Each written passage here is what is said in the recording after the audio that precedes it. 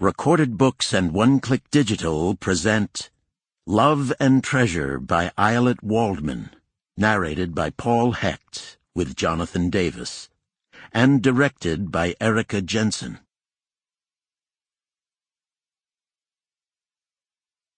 Prologue. Maine, 2013. Jack Wiseman, immersed as ever in the pages of a book, didn't notice the arrival of the bus until alerted by the stir among the other people waiting in the overheated station lounge.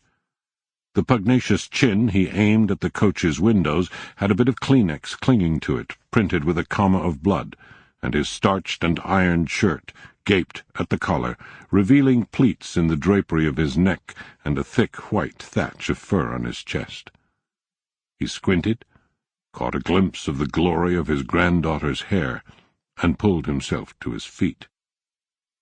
He tore a corner from the back page of somebody's discarded Ellsworth American and tucked it between the pages of his old Loeb edition of Herodotus, measuring with a rueful snort the remaining unread inches.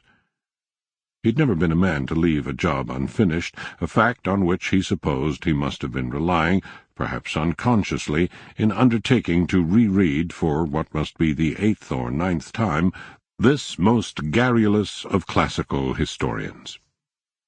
As the bus disgorged its first passengers, Jack got momentarily lost in contemplation of the disembarking soldiers, home on leave from the very ancient battlefields as in the book he was reading, from Babylon and Bactria, their camouflage fatigues, the color of ashes and dust, the pattern jagged like the pixels of a computer screen. Then Natalie's hair kindled in the bus's doorway, and he held up the little green-backed volume to catch her attention. He could tell from the look of shock that crossed her face in the instant before she smiled that pancreatic cancer had taken even worse a toll on him than he'd imagined.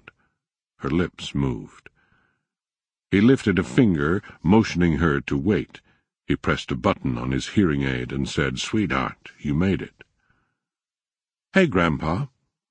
Her eyes were bleary, the red dent in her cheek from whatever she'd been leaning against, reminding him of how she used to look as a child, waking from an afternoon nap. Or perhaps it was her mother he was remembering, an image coming from farther away and longer ago. He took note of her pallor, the bruised look of the skin under her green eyes, and thought that she had likely come to Maine as much to flee her own troubles as to lose herself in... Sample complete. Ready to continue?